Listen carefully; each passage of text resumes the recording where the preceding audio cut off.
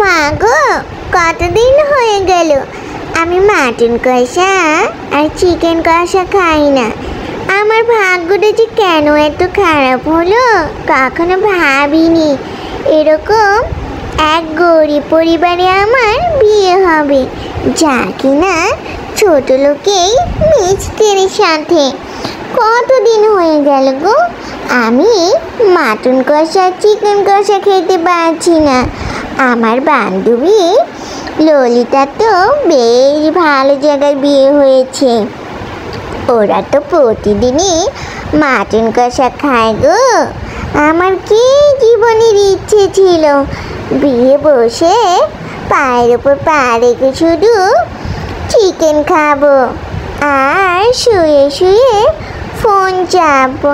আর দেখো কি বাবু, আমারই হলো কপাল, এখন বসে বসে আমার চুলের ভেতরে আগুন দিয়ে গুঁতোতে লাগাচ্ছে। আর হতচ্ছাড়া এই গাছটাকে এখানে রেখে গেল চুলের পাড়ে, আবর্জনা বানিয়ে রাখে।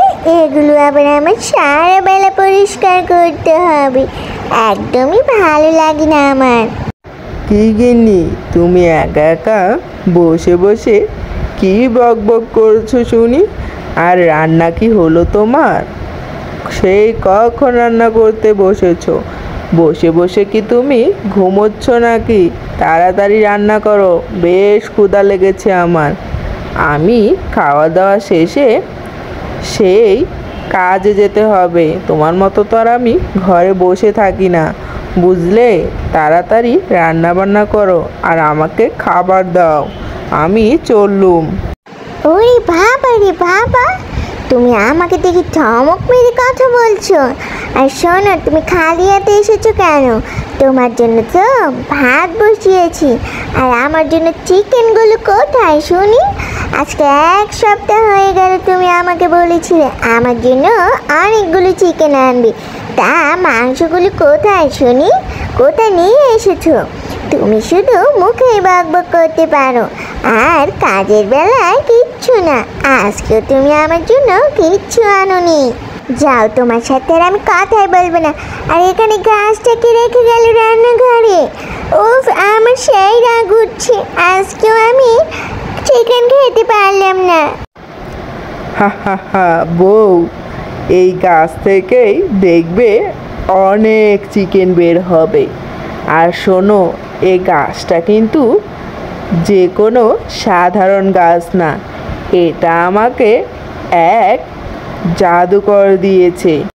আমি জাদুকরকে সব খুলে বলেছিলাম, আর সে আমাকে তখন সব কথা শুনে এই গাছটি আমাকে উপহার দিয়েছে।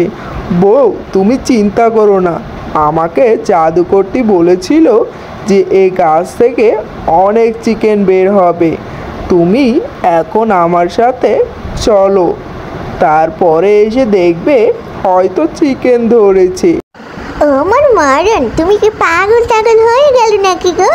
কোন সাধু কোন জাদুকর কি তোমাকে মিথ্যে মাথ্যে বলে বুঝিয়েছে, আর তুমি তাতেই কান দিয়েছ? এই গাছ ফেলো এখন, বাড়িতে অনেক কাজ আছে, আমি চললুম। আর তুমি যাও, গিয়ে ঘরের অন্য কাজগুলো করে নাও। আরে ঠিক আছে গিন্নি, যদি জাদুকর আমাকে মিথ্যা কথা বলে তাহলে বলবেই, আর যদি সত্যি হয়ে যায় তাহলে তো হয়েই গেল। তাহলে তুমি রান্না করো, আমি এখন যাই। এই বলে শিয়াল সেখান থেকে চলে গেল। কিছুক্ষণ পর শিয়ালিনী রান্নাঘরে এলো। ও মা, গাছে কত মুরগি এসেছে গো!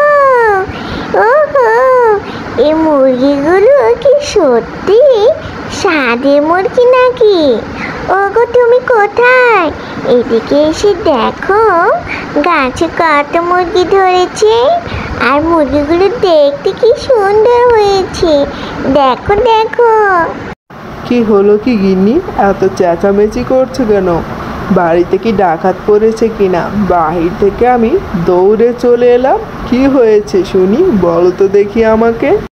ওগো সোনা, দেখো, সত্যি সত্যি আমাদের গাছে কতগুলো মুরগি ধরেছে।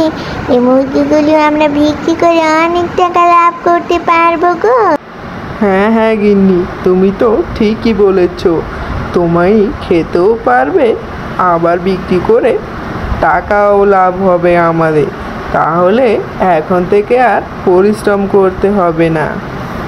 তারপর তারা দুজন মিলে সেখান থেকে মুরগিগুলো রান্না করে চাষ করলো, আর প্রতিদিন মুরগি সেখান থেকে নিয়ে তারা বাজারে যায়, আর এইভাবেই তাদের সংসার চলে।